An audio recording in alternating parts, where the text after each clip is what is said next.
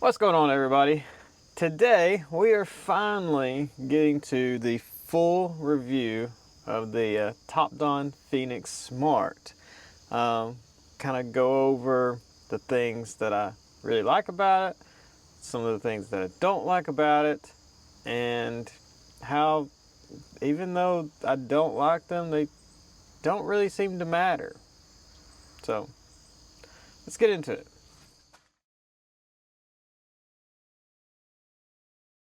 So, just gonna give a brief overview of the scanner. I've got the screen recorder going so you guys can see kind of everything that I see. And kind of a thing that you have to do is kind of set up a few things. And under settings, probably the biggest one is going to be this units tab here. So depending on where you are, if you are in the US or pretty much anywhere else in the world, you're going to either select metric or imperial. Imperial being what we use here in the US, and metric is basically everybody else.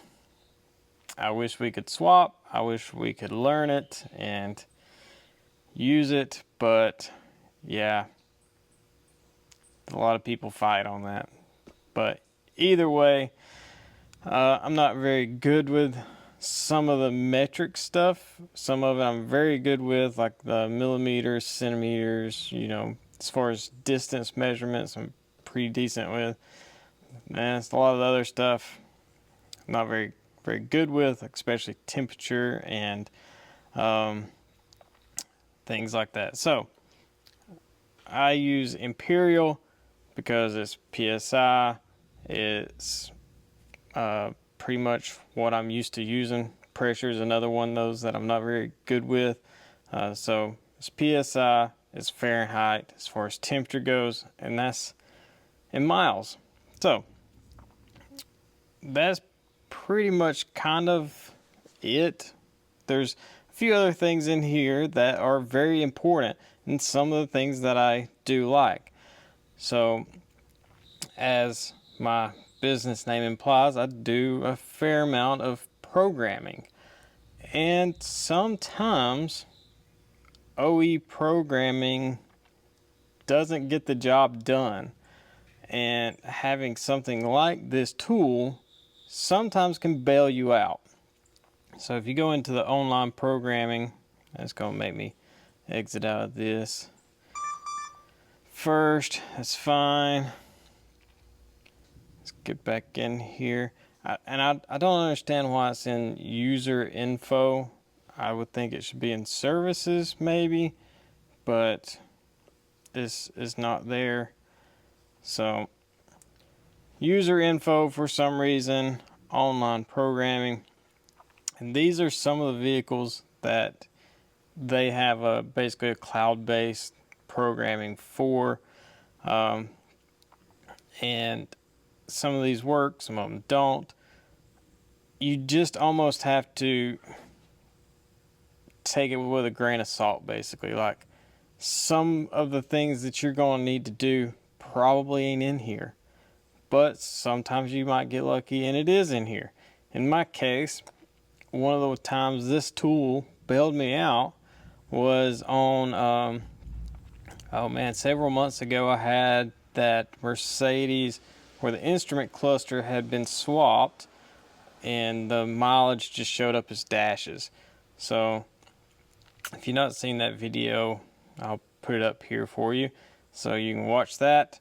Not really pertain to what I did with the tool with that car, but that car actually had a second issue where the ABS light was on all the time, and it actually had a VIN mismatch in the ABS, and I couldn't figure out with any of my other tools a way that I could change that VIN.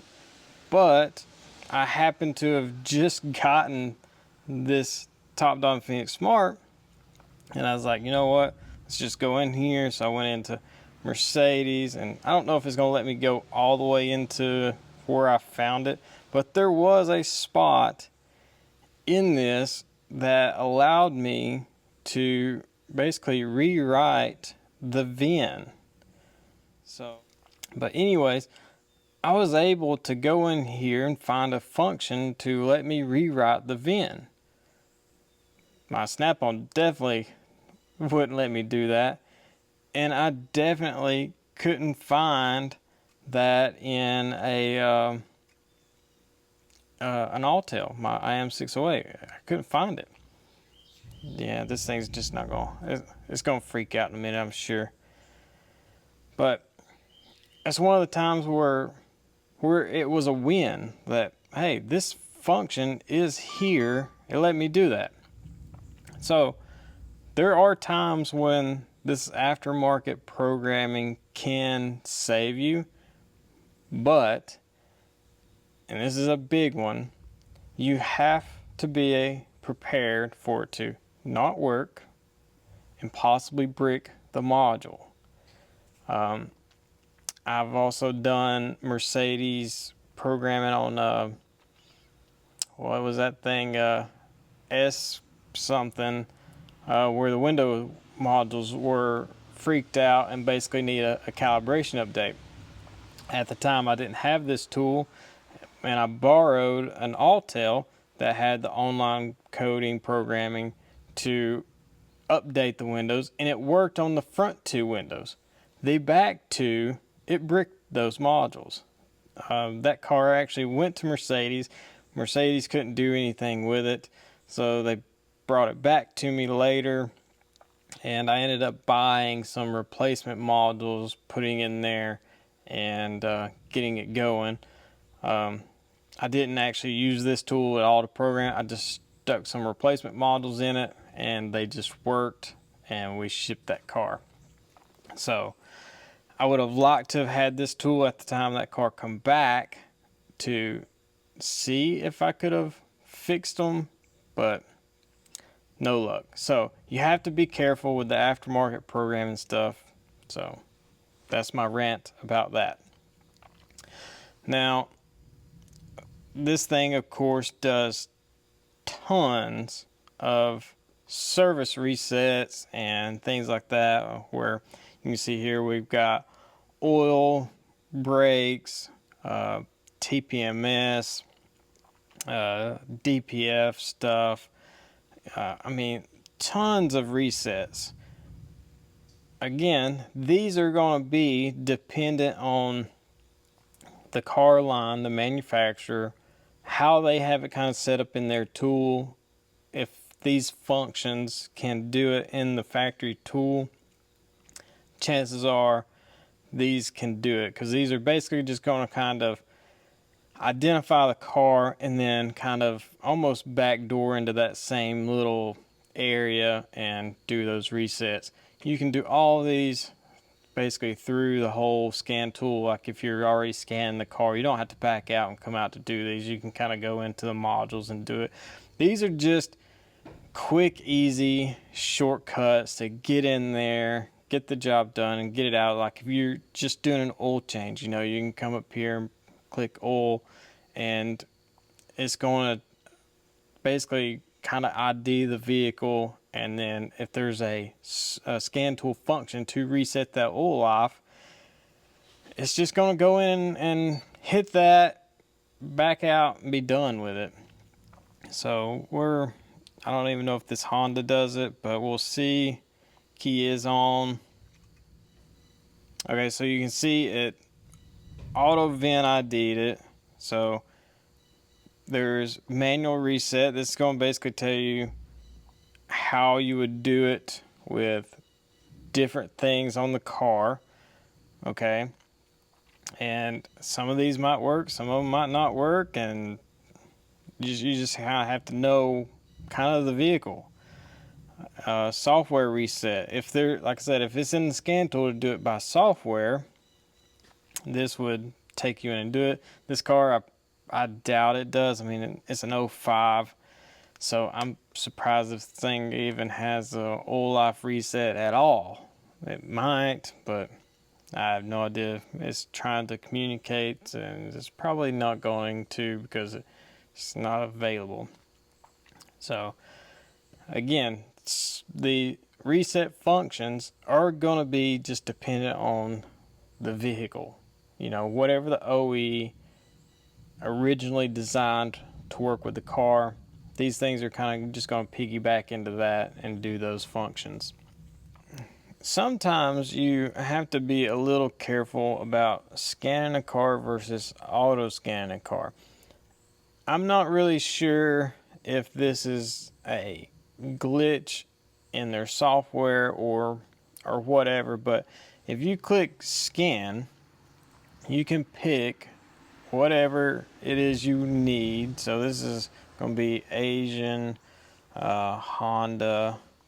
You know, if you go through here and let this connect and auto scan the vehicle, like auto VIN detect it, this seems to always pull the VIN correctly. I've had a few rare instances where when I went through auto scan and let it do this, that it pulls the wrong VIN from a vehicle. It's very rare.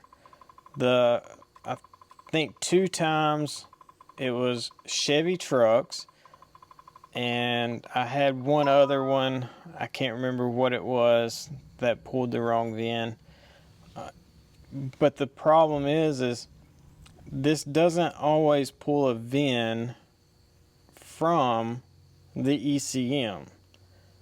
It kind of seems to pull a VIN just out of whatever first module it can talk to first. I really don't know. The third vehicle, it didn't pull the wrong VIN. It pulled a VIN, but I had no comm to the ECM. That's what it was. So in that case, it was kind of handy, but in the case of my 2 Chevy trucks, they both had transmissions swapped out in them, and the 6L80 transmissions, even if you reprogram them through GM, they don't always change the VIN number. GM doesn't, on those trucks, those 6L80s, it doesn't care about the VIN in that transmission. It doesn't cause any issues as long as your calibrations are correct for the truck. It kind of just ignores that VIN that got wrote in it originally. So, but this tool, for some reason, when I auto scanned, it pulled the VIN out of the transmission control module, which was wrong for the truck, and that happened twice. I'm not really sure why, and I haven't run into me and Hawken Light kind of went over, and he actually submitted that stuff into engineering, so they possibly have even fixed that. I have no idea. But going through the scan, it would auto ID the correct VIN out of the ECM. So, but anyways, that's kind of one thing you've got to really pay attention to. Make sure if you're using the auto scan, you have the correct VIN number. So we're just going to go through this a little bit. We're going to connect to this car.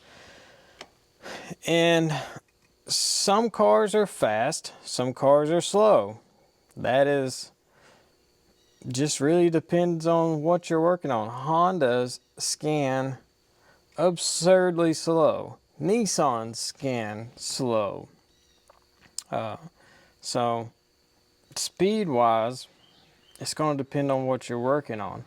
The only thing that I think is a little slow is the MDCI box. Plugging this thing up, getting this thing going seems a little slower than just a little dongle, but this thing does do a lot more stuff.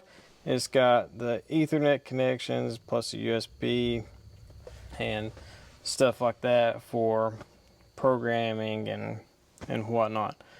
I don't know for sure if they've actually got the J2534 drivers for this thing or not. I've not looked. I've got other J boxes and stuff. So, like I said, this thing, if I hit Smart Scan, it's going to take this car probably 5 minutes to scan, because it shows a ton of modules, and it's going to go through and ping all of these modules. And I think there's 5 or 6 on the car that actually are equipped on this car. All these others are going to show as not scanned or whatever. So I'm not going to hold you up on this. We'll let it run. So as far as a review goes, there's, like I said in the intro, there's some definite things I like and some things that I don't like, but I also said that those things don't really matter. And what I mean by that is everything that I've come across, and even some of you in the comments have posted about, they're working on it. They're trying to fix it and tweak it just right for everybody. And I can already think of a couple things that they've done, and as soon as this gets done scanning, I'll show you one of the bugs that I found that they fixed. Like, literally had a bug, sent them an email about it. A couple of days later, there was a software update that fixed that bug that I was having, and it was on the report screen where you can input the mileage or kilometers. It didn't matter if I had selected imperial or metric, it was always kilometers. So that got fixed. I also had emailed about the default data PIDs that would getting selected. So like, for some reason, it would not pick RPMs as a default when I first got this thing. It was degrees per second, like rotational degrees per second. It's like, who even uses that? Why is that even in here? I have no idea. But that was one of the things I didn't like. And in that same update, they fixed it. It now defaults to RPM. There's a few other little things in this that I'm not very happy about, that I think could be better. And I've tried to explain it, but it kind of comes off, I can't really email it, I guess, exactly how I mean it or want it. So hopefully this video I can show and they can better understand what it is that I'm talking about. So let me get this thing finished scanning, and we'll get into some stuff. Well, it stopped raining, so pulled it outside to get some nice fresh air. But it has finished its pre-scan. Like I said, this thing has a ton of modules that just don't exist, and you just kind of have to get over that, because all scan tools are going to basically function that way. So hit the report. This kilometers and miles thing is what I was talking about. Used to be weird. Like, I think now they have it set to where if you pick kilometers, it's going to stay on kilometers until you change it again. I actually yesterday had a van that everything was in kilometers, so I saved the mileage as kilometers. So we're going to pick miles. This thing's got 202, 139 on it. And let me answer the phone. Once you hit OK, you get to the second screen. This is going to be like basically all of your shop information. You have your address, whatever, phone number, shop name, all that stuff. What tech worked on it.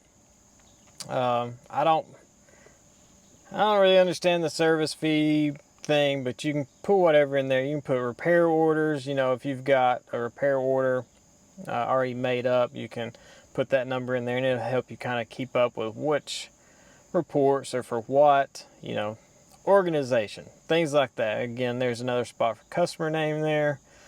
You can also take and add a picture of the vehicle. So you can take photo, or you can choose one if you've already taken a picture with the scan tool, and that will attach that as well. And we hit OK, and it's going to generate a PDF report. Basically, sometimes this takes a few minutes. It does seem a little slow, but you know, whatever, you get used to it. So there we go. See, I mean, what was that, 5 or 10 seconds? And of course you've got your customer name and all that other stuff, and it looks like it's going to start raining on me again. And then all the systems that it scanned and any faults that it recorded. And then if there was a picture, I think it shows up on this page. I've never took a picture with it, I don't know. But now if you need to get this report off the scan tool to attach it to an RO like I do, you're going to have to hit the share button. You can either do it by Bluetooth. I sometimes will send it to my work phone because I do invoices off my work phone, or we can email it, and you can pick different files to email it as, but PDF, you know, that's the one to go with, I think. So you're going to hit email, and it automatically saves your last email address at the top. So I just have an email that I have created basically for these reports. So that's the only thing that really gets sent to it. And then on where it says vehicle diagnostic report, what I usually do is on that previous page, on the report itself, I will just select the VIN number and then copy it.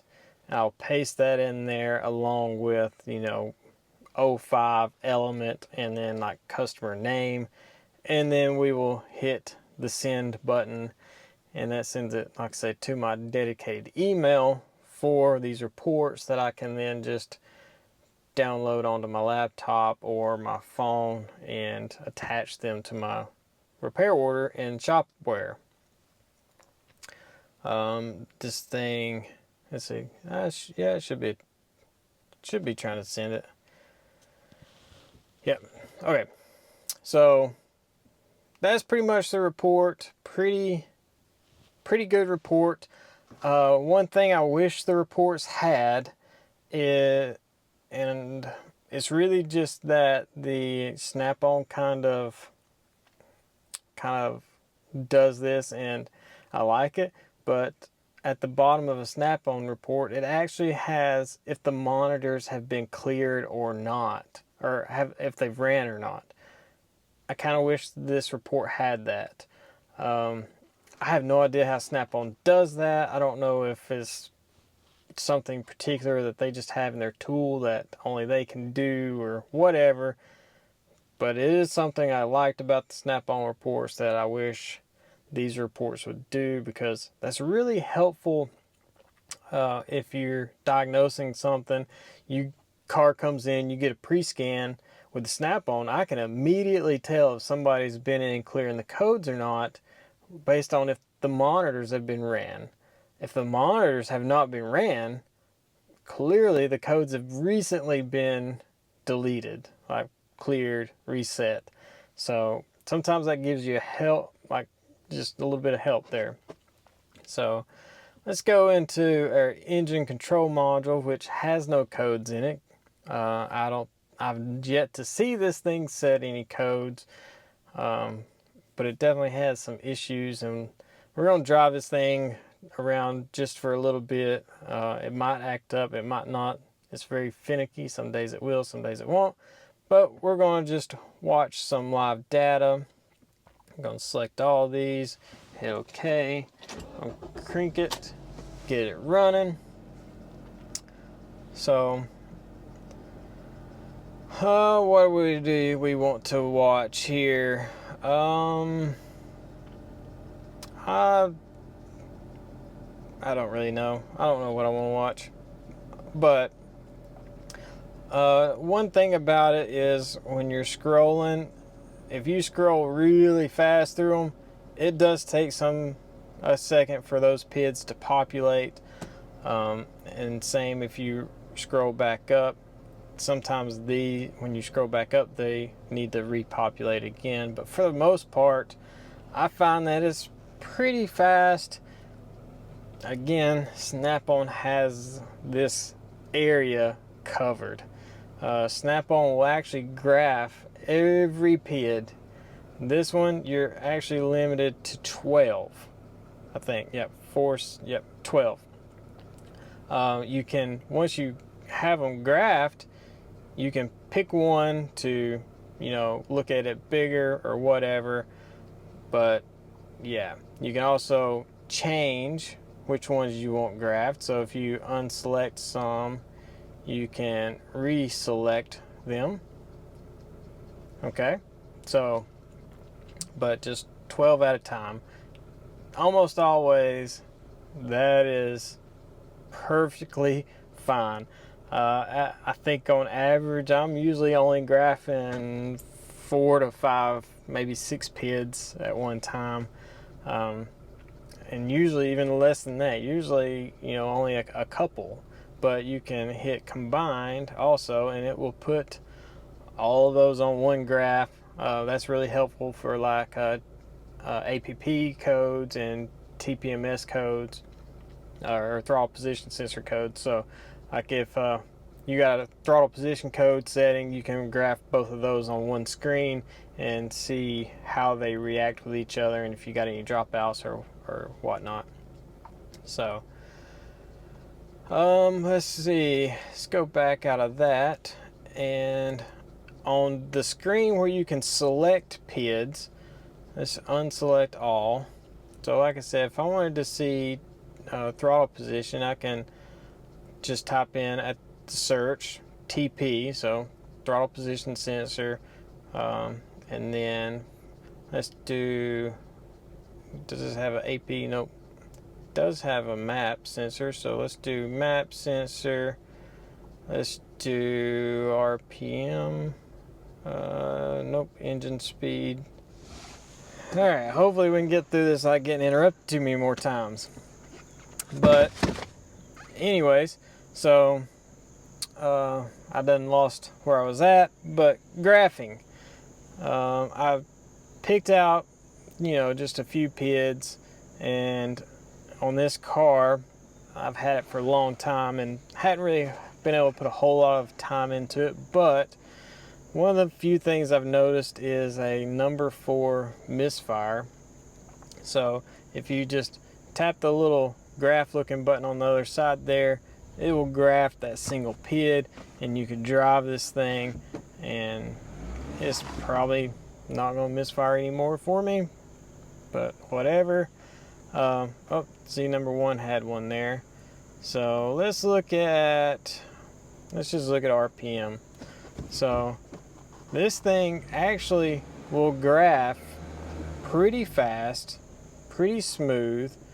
I'm pretty impressed with how good it does graph.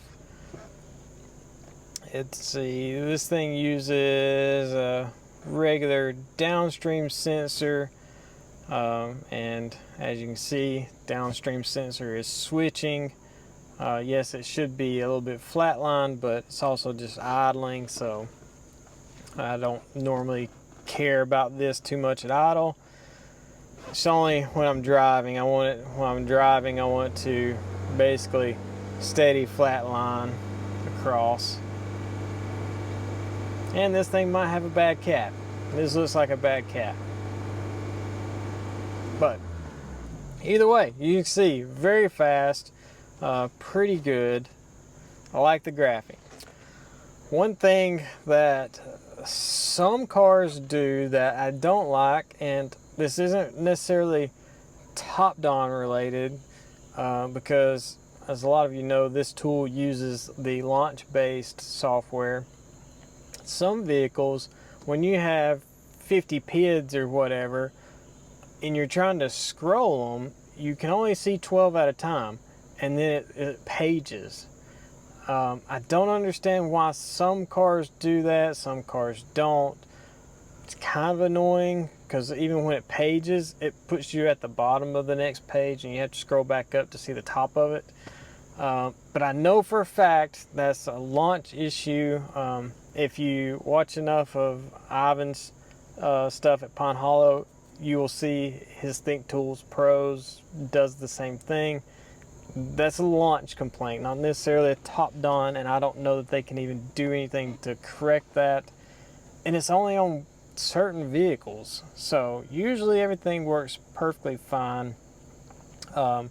There is a few things that I wish I could change about it, and I think they can because they fixed some things. Like I said, the RPM here, this used to be this right here. It would default to this RAD/S, which is, I'm pretty sure, radial degrees per second or something like that. So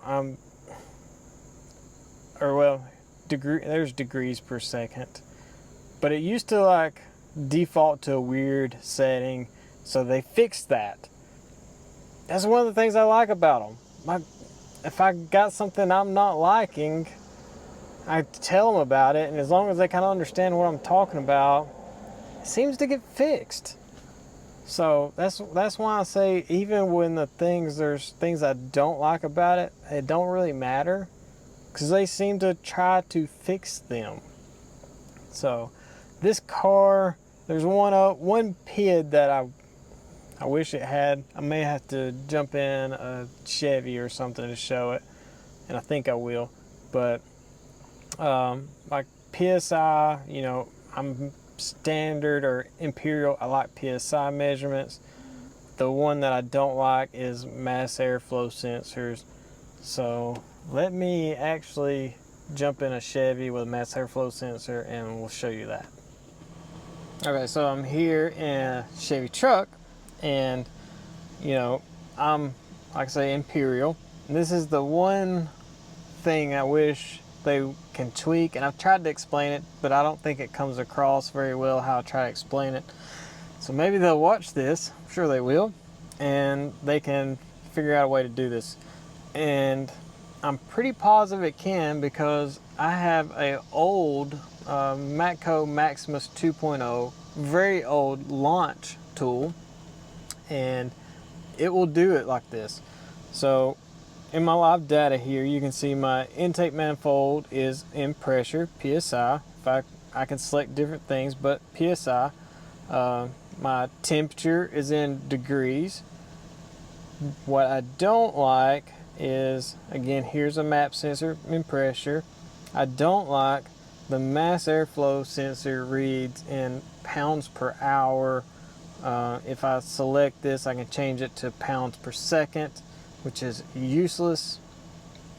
So pounds per hour, that's a very hard conversion that I've yet to see any manufacturer give a mass airflow reading spec in anything other than grams per second.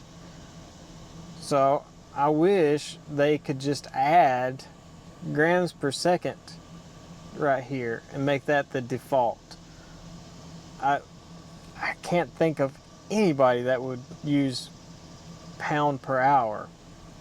So I mean, yeah, you could do the math and convert it, but what's easier, doing the math to convert it, or what I have to do is, if I'm specifically looking at mass airflow sensor, most of the time I can look at it and just kind of give it a little rev and see that it changes. You know, let's graph this a little bit. So I can graph this thing and see that it changes, and I can assume it's correct.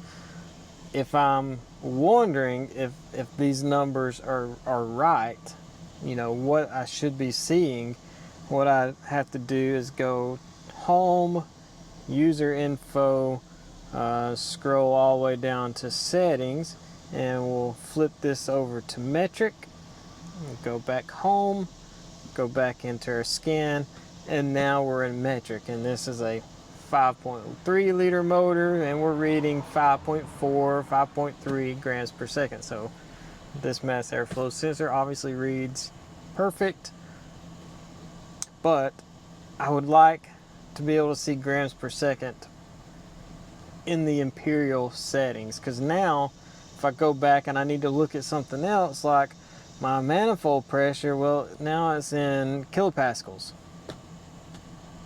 I have no idea what kilopascals are. It's 32, but to me that's, I have no idea. So then I have to go back, user info settings, change that back to imperial, and now it's back. So that's my one main gripe about it, and hopefully now that they see this and see what I'm talking about, they can actually fix it. So we'll see. That's pretty much the basics of it. When you get into some more advanced stuff, like with the T-Ninja box, we've already shown in one video how the T-Ninja box bailed me out on a car, a 2017 Equinox, programming a radio. Won't reprogram using GM. I was able to disassemble the radio, use the T-Ninja box with the TOPDON Smart, get that radio working in that car. Let's see, what else is there? I mean, of course I already showed the programming stuff. Let's exit this. So in the services, you know, the T-Ninja box, that would be under the IMMO or the IMMO prog section, depending on if you just need to do a key or if you're needing to do something else like ECM cloning or something like that. All that's going to be in the prog section. So definitely lots of things I like, a few things that I wish could be just tweaked a little bit. And really with any tool, pretty much with anything, you're rarely going to notice the things that it does correct and does right versus the things that you don't like. So doing a fair, honest review is very hard, because you always just remember the things that it didn't do or you couldn't do or it didn't work how you liked, and things like that. So I'm going to show you another thing that it does that I don't like, but I think they can fix it. So one of the key things that they try to sell this thing with is that it has Google Chrome on it. So if we go into Google Chrome, with my workflow, I pre-scan a vehicle, get the pre-scan, and then I create a work order.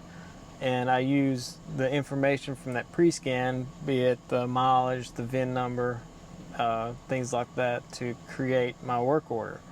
And I use Shopware. So that's my shop management software.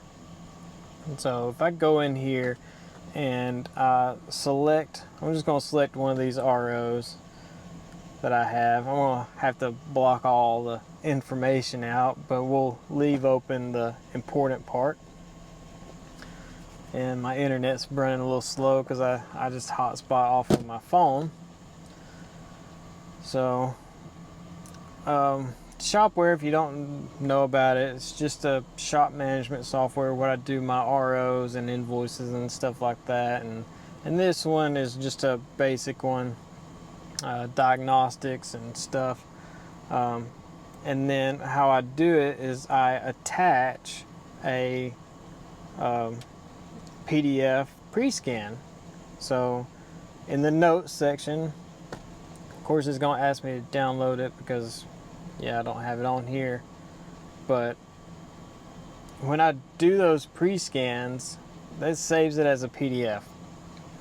Okay, so when I first seen that this thing had Chrome, I was like, great, I can do everything from the tablet. I can do my screenshots, I can do my pre-scans and stuff on the tablet. The Snap-on was terrible about it. Because like the Snap-on is old Windows. It's not really designed to be used as a tablet. Whereas this one, if I need to type something, you know, it's got a really good keyboard on the screen I can type out, you know, whatever. The thing that I don't like is when I do attachments, I can choose files, but it limits me to my files. I can't see everything that's on the tablet. I can't find those pre-scans that get saved to the tablet. They have to be saved to the tablet somewhere. But I can pick my screenshots and upload those. But not being able to do the PDF part that I know is on here, because if I go into history, diagnostic records, I think's where it's at. Basically, let's go back to this. This is my Honda. Things are saved in here. So here's full diagnostic report. They do it under diagnostic report. There it is. So this is saved on the tablet somewhere, but in my shopware I can't actually attach that because it doesn't let me find these on the tablet. That's my only complaint, because with doing that I'm then back to using my phone, so I have to on my phone download the PDF, create my invoice, and then go back into it on the tablet if I need to attach some of my screenshots or something like that, because you know I take tons of screenshots of live data or you know whatever. So that's one other thing that I wish could change.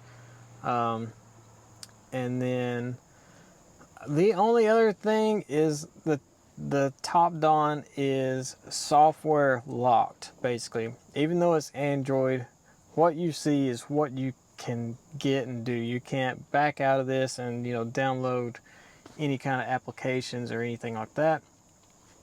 But my contact with TOPDON has told me that they can go in on their end and add certain things, certain applications to the tool. I've not done it yet. I plan to. I just haven't had time.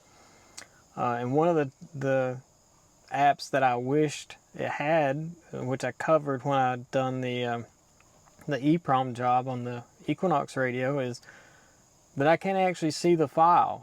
I know the file is there and it can compare two files and tell me if they're the same or not, but I can't actually go in and edit the file or anything like that without taking it off the tool and putting it back on the tool.